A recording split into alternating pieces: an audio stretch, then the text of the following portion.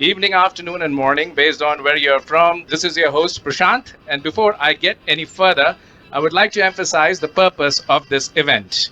We aim to unlock the true potential of folks who are in constrained environments, maybe not able to get enough time to follow or talk to their role models, or maybe mundane lifestyle is full preoccupied, or maybe the internet buzzwords are creating friction to harness the positive changes and become the 10x versions of themselves.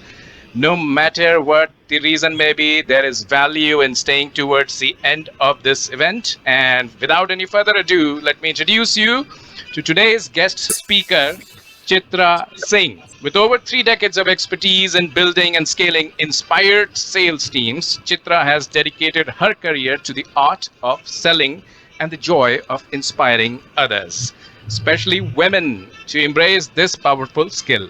Her journey to the world of sales began as a medical representative with Johnson & Johnson, where she learned the foundational principles of effective selling. Picture this, making calls at 11 p.m., sometimes wading through knee-deep water during the relentless Mumbai rains. Those initial crazy and fulfilling years were her training ground.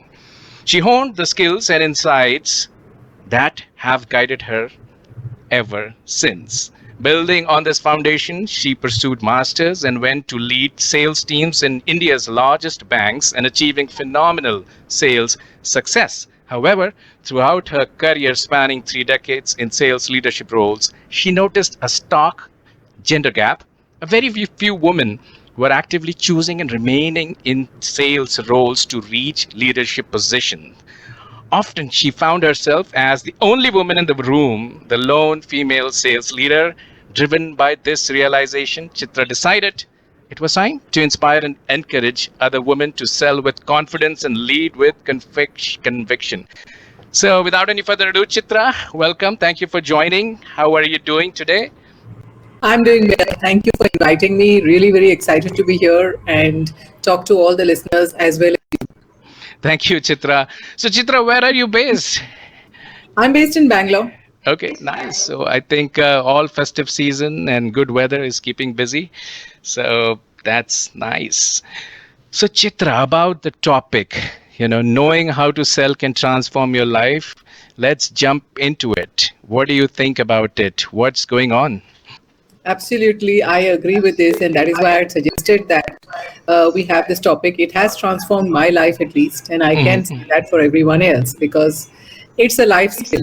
And in fact, I would go further to say it's a life-saving skill because when you know how to sell, you know how to get customers. And when you can get customers, obviously businesses survive and thrive. Without customers, they languish and they die. And therefore, it's not only a life-saving skill, it is a business-saving skill. And by saving businesses, it saves the lives of the employees as well as ensures the continuity of the business. So for me, everything I have got in life, whether it is confidence, whether it is whatever success I have, whether it is money, whether it is visibility, everything has come from sales. And that is why I would urge others to give a serious try to this profession. Often it is much maligned because of the fact that we have a few pushy salespeople. We are probably thinking of the credit card salespeople or the personal or even the door-to-door earlier who would come and pester us. But now selling has progressed far beyond that. Even you're aware of that. So we have enterprise salespeople, we have tech salespeople, we have B2B, B2C, and there are so many other different types of selling. But without selling, no business can exist. And that's why it's the lifeblood of every business. And I would say the salesperson is the heart of the business because they keep the blood pumping throughout the business. Absolutely. The revenue flows in. That's what pays the salaries. That's what pays the rent and whatever subscription software what we have. So Chitra, I have this question. Can everybody sell or is there a specific DNA which can sell? Like, what is it? I mean, this question comes in. Can an introvert person sell? Can somebody with a tech background who wants to move to sales, can he also sell? These are some questions which come in my mind. So please shed some light into it. Yeah, absolutely. Introverts can sell as well as extroverts. You know that the most important skill in sales is empathetic listening. Being able to listen and then respond. Not listening just to react or to counter or to confront, but listening to respond from a place of understanding. And that is a skill which introverts have, where they are able to listen because they talk less and listen more. And in fact, in sales, the talk to listen ratio for a salesperson should be 60% listen and 40% talk. So 40% of the time only they should be talking. The rest of the time, you should be listening to what the customer is saying, what their pain points are, and how best you can help them solve it. And that's where I think an introvert can come in. So anyone can sell, provided they have interest in that profession. It's like asking somebody, can I become an accountant, or can I become an engineer, or can women become astronauts, or can women understand maths, or can women understand finance? There are lots of questions, and all of us, I think, we are limited by our own internal barriers and our own fears. And that's what limits us from choosing any profession or becoming successful at any profession. I would say there's one quality a salesperson needs to have, because the word sales itself, selling has come from a Scandinavian word, which means to serve. So if you have this quality inside you, where you want to serve, you want to add value to people's lives, you want to make a difference, you want to transform their lives, and you truly believe that as a seller, you can change their lives through your service and through your product, then this is the profession for you. Otherwise, you're not cut out to be a seller. Well, so, this is something which I learned right now on this call. I've been working for like around Hello. 1 year. Can you hear me? Hello. I can hear you. Just a second. Okay, sorry. No worries. So, Chitra, let me check what's wrong with my microphone here. Just give me a second. So, you said that sales the word comes from a Scandinavian word. And that means to serve. Wow.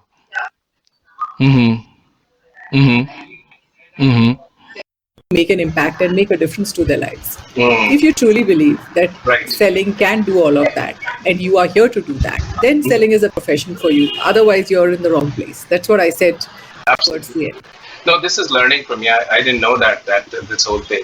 Now, apart from just sales, every profession has their own challenges. There are a set of folks who are new to this, and there are a set of folks who are in some sales role, let's say like at entry level with 5 to 7 years, and they want to move to the next level. But there are some inherited challenges for this profession, right? So, what kind of attributes a salesperson should have, and how they can develop these attributes? Yeah, so I would sum it up in the 5 C's. First thing, they should be clear. Why are they in sales? They should be clear about their why. So clarity. The second thing is they should, of course, have self-belief and confidence. That's the second C. The third is that you have to have the conviction that you really will add value to your company and to your customer's life. When you're convinced about your product, your service, and the value you add, you will in turn be able to convince your customer. And the fourth and fifth are in terms of being coachable, that is, and being curious, which means that being a lifelong learner, because only then you can have enough topics to talk about with the customer. That is, and the curiosity to ask questions so that you get the right answers and the right lead, so that you can move the conversation forward in the direction of moving towards the outcome the customer is expecting. So clarity, confidence, conviction, being coachable, being curious, being a lifelong learner. These are some of the attributes a person should have. Also, a bias for action, I would say. 50% of the sales go to the vendor who responds first. And often we as sellers, we sit on deals, we sit on proposals. There are so many people I meet, and I don't want to take their name. Absolutely. But they would be content providers, they would be so many other service providers. And they contact them, and at that time, they're very, very enthusiastic. And then 1 week later, 10 days later, it's me who's following up that you were to send a proposal. So when that happens, you automatically lose your trust and credibility. That is why a bias for action is very important. And keeping the customer at the center of your efforts is really important. So customer centricity is another C I would add here, that you have to be focused on making life easier for the customer, not easier for you. And I'm sure you understand what I'm saying, that a lot of processes today are made to make it easier for the company or the representatives themselves rather than for the customer. You often see when you call a contact center about a complaint, they will quote processes, they will quote risk, and they will quote compliance. But ultimately, they are not making an effort to make life easier or solve the customer's problem. Right. So do what is easy for you, do what is right for your customer. That's what Yep. I would say here. And Yes. what is this ratio thing? I mean, you've been in sales like large banks in India, and you are the only saleswoman leader out there. What is it that? Can you talk about that as well? And why you started Sales Womentoring? I know why, but why? What triggered it? Is it like someday you said, "Bas bahut ho gaya," I'm going to start this up, or please let us know about that thought. Did you lose me? Am I Yes, back? I did. Okay. I, Yeah. So the reason. So I'm sorry. I'm having a bad throat. yeah, Right. So no problem. what triggered this thing to okay, so first thing is that 3 decades in leading large banks, sales organizations, and then you figured out that there are no women leaders out there, and then you start sales mentoring. So talk about that journey, please. Yeah, so like you had already mentioned, I started my career as a medical rep in Johnson and Johnson in the Mumbai range, and I had my own area, which was from 𝗔𝗯�cie Hospital to Mahim, where I had to meet doctors and chemists, and sometimes make calls at 11 in the night, Mm-hmm. because that's when the gynecs would be available. They were all famous in Mumbai, and they would meet medical reps only after 10 p.m. And that's where I learned the basics of selling, and I realized that to sell is really to serve from your heart. And when I saw the kind of pride the representatives of J&J had in the name of Johnson and Johnson, and the kind of reception we got even from doctors, the kind of respect we got, because I used to sell surgical sutures, and they were used in very complex gynecological or neurological procedures. So the top neurologists of the country would wait for us, and in fact, I was even allowed into one of their operations as an observer to see how our product was used in to save lives. To save lives, actually, it Wow. saved the lives. Yeah, because they were absorbable, so you don't need to again open up in order to remove the sutures. You get it? So at that point in time, 30 years back, it was revolutionary that the stitches need not be removed. It was absorbable. And when I saw that, my product was making such a huge difference, I decided that this is going to be the profession for me, and I will sell to serve, and I will sell to transform lives, and I will sell to make a difference. That's why I decided even later to get into selling. And in banking also, I went into sales and started with selling salary accounts, where I grew the book to 10x. And at no in time, I would say my gender, I allowed it to come in the way and think that should, as a woman, I sell. But I have not seen that attitude with a lot of other women. I think there are lots of issues, whether it is stereotypes or whether it's gender bias or the fact that it is a male-dominated profession. There is travel, pressures of target. There's also safety issues sometimes, especially earlier when there were no mobiles and not much way to remain connected with the world. There is this, so-called boys' club, after office entertaining. People Right. assume that to entertain customers to, the whole drinking, socializing bit, which is called karo bar, car ke upar bar, after office, Yeah. after office socializing, Karobar. etc. Yeah. Yeah. Yeah, karo bar. And so you assume that if I can't network and I can't socialize because I have my own priorities and responsibilities at home, then I'm not going to be able to take the pressure of sales. And so some of these barriers are within us as women, and they limit our choice of professions. Also, it is not viewed as a profession of pride or as a profession of choice for most women. Girls are told, "Arey, selling is not for women. You choose something else, which is say softer. You remain in a office job, you stay in process, and so on." Some of it is also the stereotypical advice which is given to us. Selling is not for you. Whatever be the reason, we have 35 to 40% women at entry level in sales. As we go up the ladder, middle level, it's 20%, but at senior levels, it is less than 12%. Sales leaders are women. And therefore, I always found myself to be the only woman leader in the room. And while I was in Kotak, in ICICI, and so many other banks, I could make a difference to my team by recruiting more women, by encouraging them to remain in sales. But my impact was limited to these 12, 13, 20, 40 people in my team. And that is when I decided that I must create and multiply impact, whilst also combating these traditional gender biases which dominate the world women live and work in. So the objective to start this was twofold. One is to encourage more women to step into sales. Two, to encourage them to remain in sales to reach positions of power and leadership. And three, of course, elevate sales itself as a profession of pride and choice, because still people view it as a profession which is something you can be proud of. They will not choose to be in. And that's why this community, and its mentors, we work relentlessly towards not only elevating sales as a profession, but Right. also elevating women in sales so that they reach leadership levels through mentoring, through experiential learning, and through networking. And interestingly, our three pillars of the community are MEN: mentoring, experiential learning, and networking. So again, I would say that without male allies and the support of 50% of the population, it is not possible for the other 50% to move on, whether it's or the workplace. Absolutely. Well, you are so clear in your thought why you're doing what you're doing, and helping the women. So tell us something about it. Who can reach you, or how can people reach you, and how can they benefit from what you do here at SalesWomentoring? Yes, so like you had mentioned, it's a women's only community. Again, I don't want to be discriminatory because then I would be guilty of the same thing which I was saying about women. I don't want to discriminate, but at the same time, you're aware that since there are very, very few women in sales, the purpose of this community is to encourage more women to join sales and remain in sales. And that's why this community is especially for women. And you can follow me on LinkedIn. My full name, Chitra Singh, or you can follow the community, Sales Womentoring. We have our website. You can join us through our website. There's a very nominal membership fee, or you can DM me on LinkedIn. And it is more so because we want women to value themselves and invest in their own learning and growth. That is why the membership fee. And as I already mentioned, we upskill and train women through sales boot camps and workshops, through master classes, through networking meets, so that they develop the professional connections which are required in order to advance in their careers.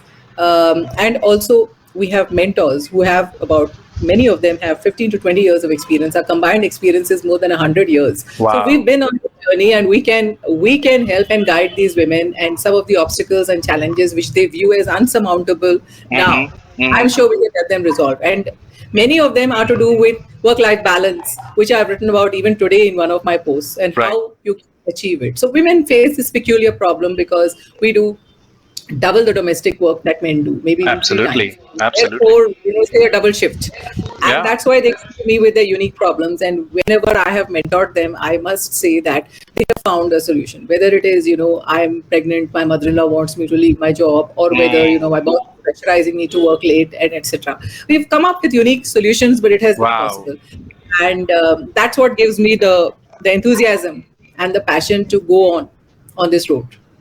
No, that's so true. And you know what? Now it is making sense to me that having a group and mentorship for women. Why? Because they have a set of problems which are very women related. And those are the obstacles for them. That, hey, don't do this, or your in-laws or your spouse, or maybe your family is growing. So how to deal with those situations those are very specific things. And I think they can get the best out of it if they join particular show here, particular group here, sales community. That's so true. Now, apart from this, when you are seeing the new Gen Z is what we see here, what kind of challenges so let me take a step back. Now, you have a community of people, and I'm sure that community of people are going to have various age group of women. So some are 25 to 30, 30 to 40, 50 to plus. And then what is so different? What is your observation in the Gen Zs? What kind of challenges they face? I think there are too many distractions. There's too much of there is too much of information. There is we are talking on one of the social mediums, which is meant for professional connections, but that can be a distraction too. And when we were growing up, or when we were first starting out in our jobs, we didn't have any of these distractions. I know I'm sounding like a dinosaur, but we didn't even have a mobile phone. We didn't have a mobile phone or a laptop. So when we left work, and we just came home. But I think the most important thing for youngsters nowadays is to believe in the power of hard work, because there's no shortcut to success. And while Mr. Narayana Murthy may have become very unpopular by talking about a 70-hour week, I think he's going out of context. What he meant is that we need to put in that amount of hard work and labor in the initial years, because those are the learning years. We need to invest in ourselves, our learning, and our careers in order to grow and evolve into who we are truly meant to be. I can give you a very easy example that, a lot of us now hire cooks at home for domestic. But if I don't know how to cook, how am I going to tell her? How am I even going to understand what is wrong with it? कि क्या कम है खाने में? And how am I going to teach her or tell her? And it is the same thing with a job. As you go up the ladder, it is not you alone you're responsible for. You're responsible for a team.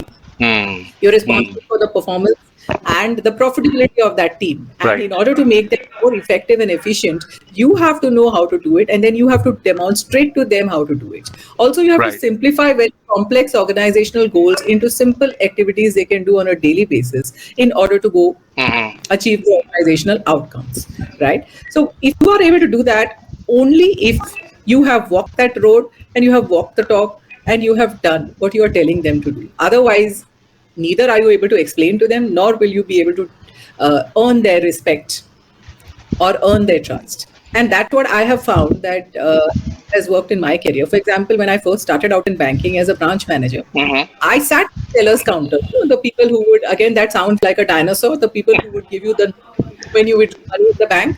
I actually counted notes and tallied the cash and sat in the counter to understand what they experienced during the day. That's how much I did. In ATM machine, we actually loaded the cash in those days. We did the loading ourselves. My daughter used to think that money just comes by itself in the ATM. You go there and so we actually have done all that. So after having come up like that, now we are fearless. I mean, there is nothing. I'm not saying there's nothing I don't know, but there's nothing which I fear, and there's nothing which I can say that will. Right. Absolutely. Thanks, Chitra, for telling. Work towards making an impact, work towards adding value, and money will come by itself, because otherwise money is just fleeting. Success, fame, all these are fleeting. What remains is service and how you make people feel and how you treat others. So I know, again, I'm sounding like a philosopher. No, you are not. I mean, you may be just, overthinking here, but I tell you what, these are insights by somebody who has been there, who has done that, not for a year or two, but for 3 decades. I even haven't, I have just worked like 20 years. So there's a lot to learn from you. And the best part is that, knowing how to sell is just the beginning of things in profession. But as an individual who is in a career, maybe in a tech career, they also need to learn how to sell themselves. And I believe that knowing, and if you can shed some light, what the tech folks can do to sell themselves inside an organization so that they can professionally grow career-wise, promotion-wise, or maybe just find a better fitment in their next role. So that would be very good to hear from you. Yeah, the first thing they need to do is to make sure that they build their personal brand. And there we are talking about their social capital as well as their credibility within the organization. So within the organization, of course, your work speaks for itself, and excellence in everything that you do and say becomes your personal brand, right? So your words, your actions, everything that you say and do, strive for excellence and do your best. Whether you are doing something as small as anchoring a meeting, or whether it is you're actually presenting in the meeting, do your best and be excellent in what you do. That is the first thing I would tell them. The second is, of course, build your personal brand. And personal brand, whether it is on social media and whether it is within the organizations, always raise your hand, speak up, ask for opportunities. Whenever there's an opportunity to organize an event or be a speaker within, or take up a project which is slightly outside your comfort zone, where you're afraid that maybe you will not succeed, do that. Ask for help, look for training. Find a mentor in the organization who's probably where you want to be 5 years down the line, and ask that person for advice and help and guidance, because they would be able to help you maneuver both relationship dynamics and politics, which are a very important part of an organizational setup. So finding a mentor could be a game changer. Raising your hand for opportunities which are slightly outside our comfort zone, taking those risks and offering to help there, and extending yourself beyond only your defined scope of responsibilities. Maybe when a colleague falls sick, offer to help. Maybe when someone else needs to understand something and is not aware of something, offer to help. Soon the word will get around that you are really good at your job, and you will start being known as an expert within the organization. And the second part within which I talked about is social capital on LinkedIn. Build your professional connections, build your presence, build your visibility, because that again will make you seem like an industry expert and thought leader. So write about topics, even if you're young, write about topics which are relevant in your industry. Look at trends, look at insights, and start sharing with your followers on LinkedIn. And that will help you to build your credibility and your social presence. So building your professional presence, which I mentioned earlier, through mentors, through offering, raising your hand for opportunities, and building your social presence, both together will help you to elevate your profile and your visibility. Now, here I have one more point to ask here. Sometimes what happens is that people I don't know what is that hesitation. A lot of people are there on LinkedIn consuming content, liking. Some are so hesitant to even like the post. Some are so very hesitant. Now we have AI tools and everything at our disposal, right? So you don't have to even pay. The post will get created. The images are going to be there, but they still do not do this. So what kind of message or what kind of input you want to share with them so that they get inspired and start doing it? At least from our side, we should say that to them. Absolutely. So I want to ask somebody that can you learn how to drive by standing outside the car and wondering whether, gear kaun-sa hai, first gear. Can you learn how to swim by standing at the edge of the water and going on wondering, oh, is the water hot, cold, is it deep? Shall I step in from here? Shall I step in from there? So when it comes to learning something, you've just got to do it. Practice makes you perfect. And therefore just start posting initially. Like I said earlier, pick up the trending topics in your industry, talk to your mentor, talk to industry experts, start following them, see what they are writing about, see what their followers are commenting about it. For example, if I see Prashant as an expert in customer success, I will start following Prashant, see what he's writing, which of his posts are being liked by his followers, what kind of comments they are making. I will start doing polls on LinkedIn, asking my followers, what is it exactly that I'm saying followers, asking my connections, what is it exactly that they would like me to talk about, and start writing. That's the only way to get away a hesitation, because the more you fear something, the more it leads to inaction, right? Fear paralyzes you and action energizes you. Oh my God. I have to, you have to slow down. I have to write it down. What was that? Fear paralyzes, action energizes, which is one of my most favorite quotes by myself. Energizes. I'm writing it down, okay? Fear paralyzes and action energizes by Chitra Singh. So guys, show me some love. Where are you? Show me some reaction. That's so powerful here, Chitra. Thank you so much for sharing that. That thinking, and then fearful about it. That's mentally solving things. Paralyzed. And action is going to be like you do something, you pass or fail, and then you do something again, pass or fail, and you do something, and then pass or fail. This is resonating so much, and I think in very simple words, you have put it across. This is very nice. Thank you for that. Let me put some round of applause. I just started putting some music also. Thank you so much, Chitra. So guys, you are free to ask questions. If you raise your hand, I'm gonna put the microphone with you, and you can answer, you can question whatever you have in your mind. So feel free, and we're going to continue this conversation. So just calling it out. So Chitra, now the current thing what we have now, we hear a lot of salespeople in the past. Sales are going down. It's a very challenging time, So what a sales individual can do to upskill in parallel, be it whoever at whatever level they are. So any inputs on that side, please? Yes, so the advice given to salespeople is always be closing, right? ABC, always be closing. But I don't give that advice, because in order to close, you need prospects. And in order to find prospects, you need to always be prospecting, right? So my advice is always be prospecting. Even when you don't have any immediate need for leads, you should always be networking, always be building connections, and always be having conversations with different people. For example, you had a conversation with me. That's why we've reached this place where we're having a podcast. Yeah. And that's how I keep on reaching out to people, because that's when connections happen, then you have collaborations, and then you have opportunities. So always be connecting, always be prospecting. And sales is about being selling to human beings, right? So it's not about selling to a title or designation. Oh, Prashant ke 26K followers hai, he's CEO of XYZ, and therefore I approach him with that mindset that I'm selling to a CEO. No, but there is a person, right? A human being behind that. A human being who has likes, dislikes, aspirations. And when you form a connection with that person, and you understand what really makes them work, what matters to them, what they value the most, that's when you will be able to really establish that trust and that bond.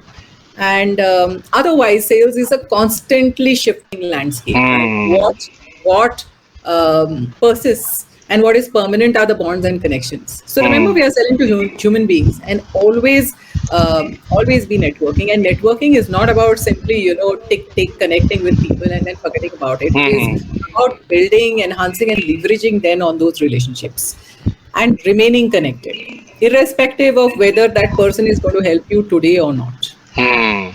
Absolutely. And you never know who will help you when. Exactly. And in sales, anybody can give you a lead. So we should not underestimate the power of, I'll give you an example here. When I was in banking, everybody said operations people couldn't sell. And the branch operations team is just there to, give cash at the counter and kind of do all the back-end processes. And you won't believe that the largest insurance deal for our branch, for which we won the prize also. Wow. As a branch which sold the highest insurance in the country, what came from my branch operations manager, who was not a salesperson. And he was able to convert the customer because of the excellent service he gave.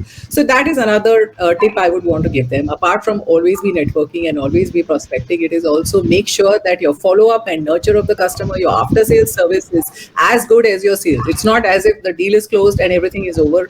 That's just the beginning of your relationship. And after that, keep in touch. And continue to remain of service to the customer. And I'm not saying off service means, organizing school admissions for their children.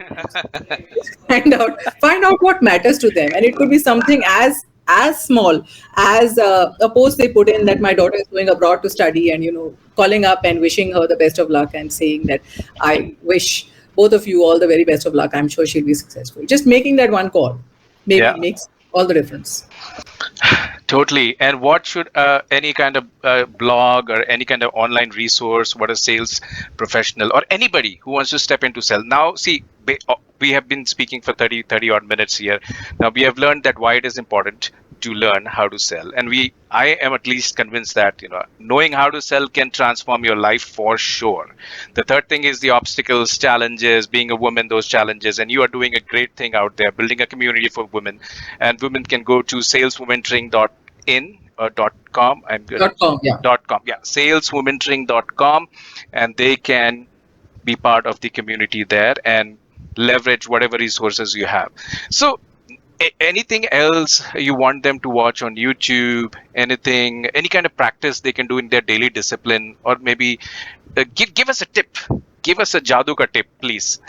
कुछ तो जो हम daily कर सकते हैं. All the books by Zig Ziglar or Brian Tracy are all masterpieces on selling. Oh. So anybody who can read those books, any of Zig Ziglar's books. In fact, Zig Ziglar says you can get anything in life that you want if you just help enough people get what they want. Wow. So selling is that is so deep. Just the tip of the iceberg of what sales is about. So any books by Brian Tracy or by Zig Ziglar are all masterpieces. There are many podcasts by Mark Hunter. There are podcasts by others, which are, there's one called Sales Gravy, which I follow. There are people I follow like Cynthia Barnes. I mentioned Mark Hunter earlier. All these really talk sense when it comes to selling. And of course, join communities, because that's where you will get the resources and the connections to make a successful sales career. Wow, this is so empowering and insightful for sure. Folks, any questions? Raise your hand. Just another call for you all. All right. Chaitanya, 3, 2, 1. You got the microphone, Chaitanya. Hi, Chitra. Great. Amazing listening to you. So now with the current generation, intellectually obeys consuming data, consuming information. Now, if you were to mentor somebody under your personal, as your personal tutelage, how would you get them from the habit of gaining that obesity to exercising what they have gathered? Okay. First time someone is asking me, are you telling me that how would I get them to lose weight? Is that what you're saying? Yes, the intellectual obesity that I'm talking about. Intellectual obesity. Okay, I see. Oh, intellectual ये क्या obesity. होता है, What do you Chitra? mean by What is that? this? What is Yeah, this? I didn't get your question. So, what do you mean by intellectual obesity? So I mentioned, right? So these are times when people keep consuming endless scrolling, right? And so mindless Right. scrolling going on and on and on, but they don't act. So Yeah. if you were to mentor somebody under your personal tutelage, what would you get them to do? So that's So for that, I like to ask you a question. When you have too much of information flowing from all directions, what do you do, Chaitanya? So the first thing I have done, Chitra, is set my phone away, and I don't catch hold of my phone for 5 hours. It was difficult to start with, but now I got used to it. Right. So So your answer to your question is with you only.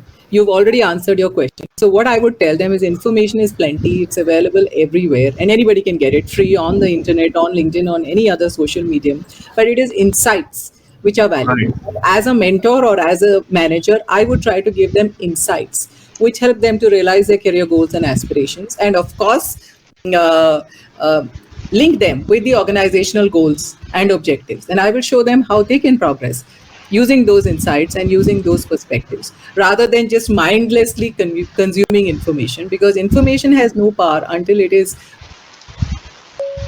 in order to get those insights which are going to help us to progress in the direction of our goals. I Absolutely. will obviously tell them that, do you want information or do you want insights? And if you want insights, I can help you with those. And you leave this aside for the moment, focus on insights, maybe 2 things, maybe 3 things. You also must be aware that customers just remember 10% of what we talk. In fact, everybody, 48 hours later. So there is no point having too much of information, consuming it yourself, or also trying to, blurt it out in front of a customer, because they are not going to remember anything. Rather, you go with 3 takeaways. That should be enough, or 3 insights. That should be enough. Those same insights I'll give them, and when they see that it is helping them to progress towards their goals, I'm sure that they will start utilizing that in their lives. Wow. awesome. So I just wanted your take on how you would get it done. So Thank you. thank you so much for answering that. Thank you. Thank you, Chaitanya. Guys, we are at the top of the hour. Who else has the question? Raise their hand, and Biswajit, allow to speak. And you got the microphone. 3, 2, 1. Hey, Prashant. Hey, man. My third session and wonderful forum for all the discussions. And I joined late, but couple of few insights I have. Chaitra, I have a question. I work in MNC, right? Or I can say it's not sales. Now I have a big difficulty in terms of selling myself to my leadership. What shall I do? I know it's a very personal question, but the work we do is very in terms of analytics or kind of a value driven, right? It's not like selling something directly to a consumer. Now, when you are in inside of the organization, what tactics or technique we have to follow? What, Biswajit? You need the right technique to sell it. Man, if you get promoted, you have to give me some royalty. Okay? Absolutely. Over to you, Chitra. Yeah, so I'm doing the answering and you get the royalty. I love that. I'll share it with you as well, Chitra. Like I said, selling is serving. Money is a byproduct. So definitely whatever principles we use in selling, which is why I say selling is ubiquitous, it can transform lives, because the lessons we learn can be applied everywhere. First of all, in selling, I tell people that who is your customer? You have to know who is your customer. Second is, what do they want, right? Third is, how best can you serve them? Fourth is, what differentiates you from competition? That is, what is your unique value proposition? And then last is, of course, how can you solve their problem? So first, understand who is your customer, what is their problem, pain point, or what do they need. They may not have a problem or pain point, but what matters to them, what is important to them. And then find out how best you can serve it uniquely. It is important to be unique and different from others, because otherwise you will be just like one amongst many. Similarly, you have an internal customer, right? Who is your customer?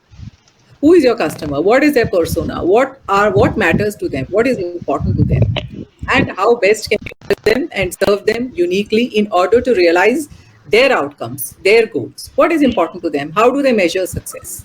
And can you help them achieve their goals faster, better, with less money? Because people buy things, or people buy solutions, or like people who help them to save three things: time, effort, right? That is why we buy things, and that is why we also like people who can help us go towards these goals. Can you help them save time, effort, money? TEM is my formula there. Can you help them in any way? If you look at a salesperson, that's what they do. They help you save these three things, or they help you to make more of the last one, money. TEM, again, last one is money. Can you help in any way to improve productivity, efficiency, save money, and so on? And if you can do that, then just put it across very clearly to you that how I can help you. So I hope that answers your question. It does, Chaitra. But now when I'm trying to correlate this with the great debate which is going on, and Narayan Murthy talks about a 70 hours work week, right? Now, productivity is something which I feel it's good. I can touch the wheelhouse of someone and try to understand what he or she needs, and then how can I cater to that need, right? But now what about catering to that need? What happens if I fall out, burning up my energy just to showcase myself that this is something I can do for you? So I don't agree that you need a 70-hour week, because that would leave you with very little time for anything else. And then it's important that we maintain a balance in our lives, and we have the energy to go back to work the next day, right? So for that, I need to refresh my mind as well as body. So I don't really agree with a 70-hour week, but I also don't agree that you need 70 hours in order to be productive or efficient. All my working life, I've left office at 6 or 6:30. And I've also told my manager that unless there's a fire, please don't call me. And it's all my work. You are lucky, to be honest. I was not lucky at all. I made it very clear. I made myself almost indispensable. I know no one is. But the fact is that you add so much of value, and you help your manager achieve their goals and outcomes, then definitely your attention and advancement will be a priority for the organization. The second thing is, like you rightly said, you don't need to put in long hours. You have to show results, right? If a person is there the whole day, especially where there is a target-driven function like sales, if the person is sitting for 12 hours in the office, or telling me they are going for calls for 12 hours, I will tell them something is wrong with you. You are inefficient or incapable. Ultimately, I have to see the output or the results. So if you can showcase your results, maybe send a weekly mail to your boss with a copy to your super boss, maybe organize meetings in which you showcase what you and your team are doing, proactively reach out to all your internal customers and ask them what is important to you.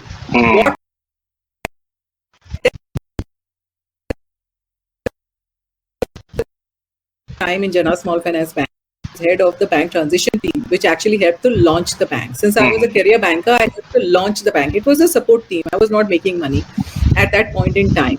But this is how I worked. I worked with all the important stakeholders, understood what was important to them, and helped them achieve that in some way or the other, and talked about it in every meeting we had. Slowly, they became my internal ambassadors and started talking about the results we were achieving together. Nice. And I also went to a CEO and asked him to allow me to have a daily in the morning in which he would be present maybe 2 or 3 times a week to monitor the status of this project, where all stakeholders came. But the mail went from the CEO. So that the seriousness of this project, which was to launch the bank, by all stakeholders, and he would attend it 2-3 times a week. So that's where you need to find a mentor or someone senior within the organization who is on your side, who is your internal kind of guide and ambassador, and that person then can help you find and navigate all these tricky paths. Now, if I may just also ask a question in this thing, Chitra. Now, a lot of times people want to ask questions, but sometimes they don't have the courage and go and ask these very straight questions like, hey, what are you up to? What is the next quarter looking like? What is top of your mind? What kind of challenges you are facing? I want to help you out. So, everybody wants to work hard. They are okay to work even one of the weeks of 10 weeks, maybe 70 hours in a week. But, this courage at times to ask these straightforward questions, that is, I have seen that people not able to collate that much courage. So what do you have to say about that? See, ultimately, you have to work in an organization where your values are in congruence with the organizational values, right? Because otherwise, there will definitely be a burnout. And that is why I've made it a philosophy in my life never to work with organizations. I don't want to mention the names where my values were not in congruence with the organizational values, because that leads to definitely burnout and a feeling of dissonance, and you're not able to give your best at your job. So ultimately, even after all these measures, if you are not able to get your point across and you're not recognized for your work, it is time to look for some other place where you will be valued and recognized. Because if they don't value you, that is not the place for you. But And Chitra, where open of communication is not appreciated, that is not the place for you, right? Chitra, one leading question. So I'm sorry, I know I'm taking a lot of time. One leading question: how do you gauge before joining any org? You will not get to know their culture, right? You will, if you can talk to ex-employees. There are so many online sites where you can read reviews. All of them may not be right, but definitely talking to an ex-employee or a friend, or even on LinkedIn, reaching out to employees, current employees, ex-employees, seeing what is important to their senior leaders. How do they talk? What issues do they talk about? All these will give you certainly clues, because there's a lot of clues when they talk about what is important to them.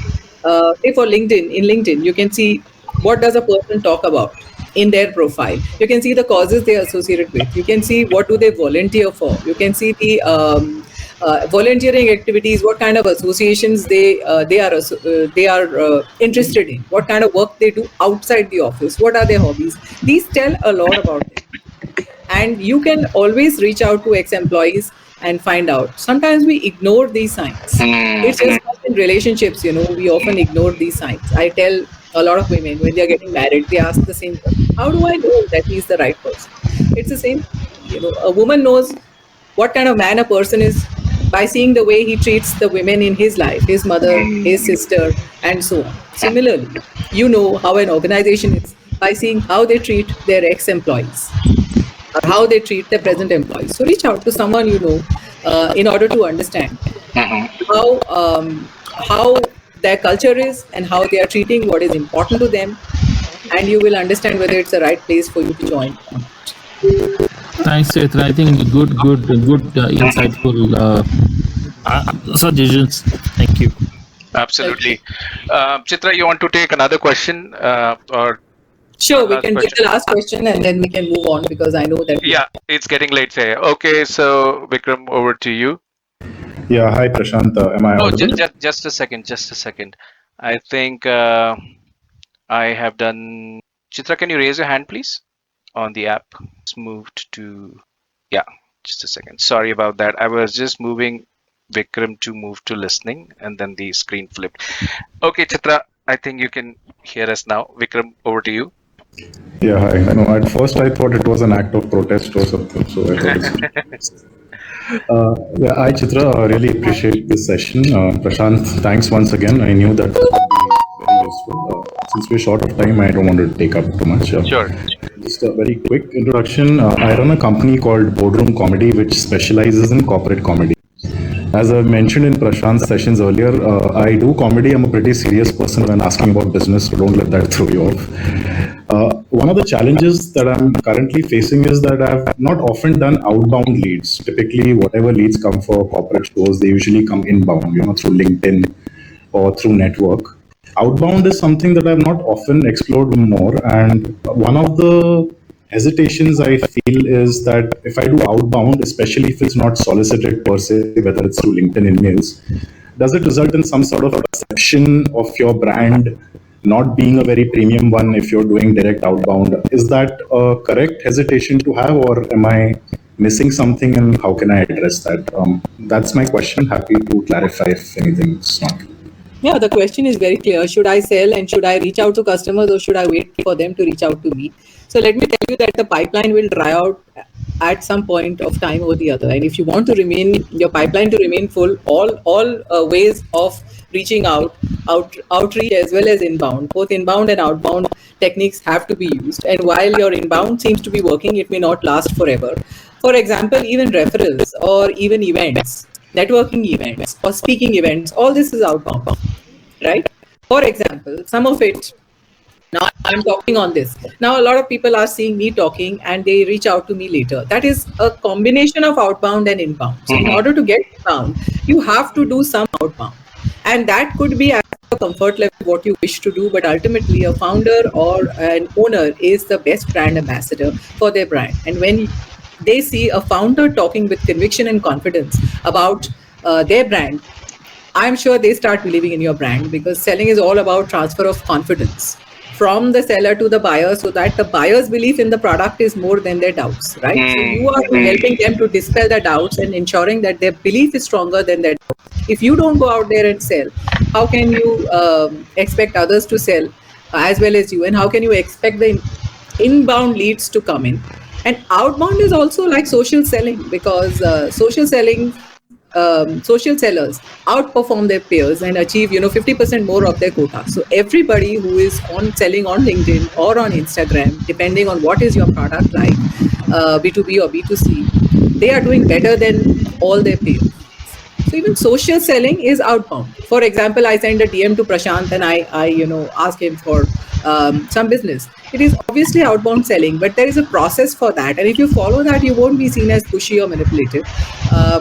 Initially reach out, start interacting with them on social media, liking, posting, commenting, then slowly ask for a Zoom call, build up the connection, build up the relationship, and then finally, do something for them. Like, for example, I'm not saying that I'm going to ask Prashant for business tomorrow, but he asked me to come as a guest on this podcast. I come in and then get to know each other a little better.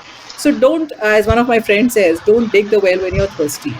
Put in this process in place and keep doing it slowly. Finally, then ask. In fact, then you won't need to ask. You will get references on your own. Even with those references, you have to go ahead and talk to those references in order to convert. And that's also a form of outbound. I think you're thinking of the extreme form of outbound, which is cold calling, which you may not have the confidence to do.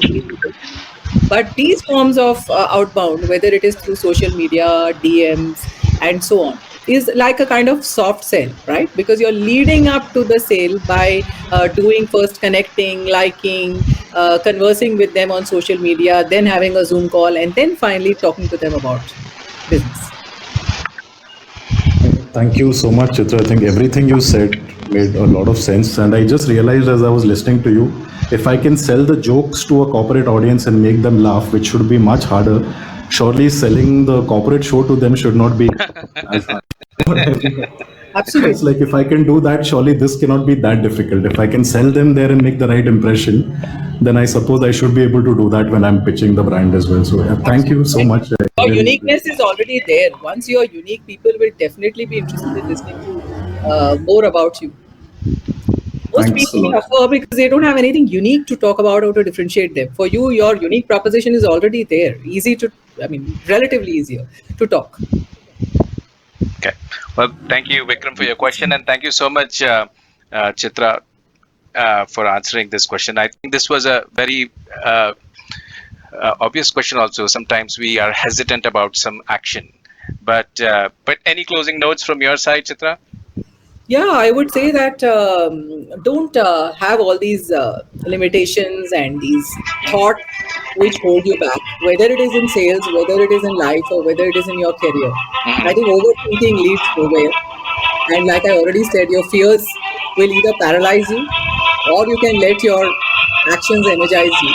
So always take action towards your goals, however small the action may be, because every little step towards your goals builds your confidence. And that confidence in turn will lead you to take further action towards your goals. So believe in yourself, you will be unstoppable. When your belief in yourself is stronger than your doubts, you will become unstoppable. So that's what I want you all, unstoppable. Unstoppable is the keyword here, Chitra. Thank you so much for your time here and answering these live questions and sharing real life and real stories. Sales is transfer of confidence, fear paralyzes, action energizes, and TEM, time, effort, and money. Ultimately, if you're a founder or an owner of organization, be the brand ambassador with some of the key messages which were my takeaway. Guys, with your humble reactions to the event, I am thanking Chitra and thanks everyone here for being a wonderful audience, and talk to you soon. Thank you, Chitra, once again.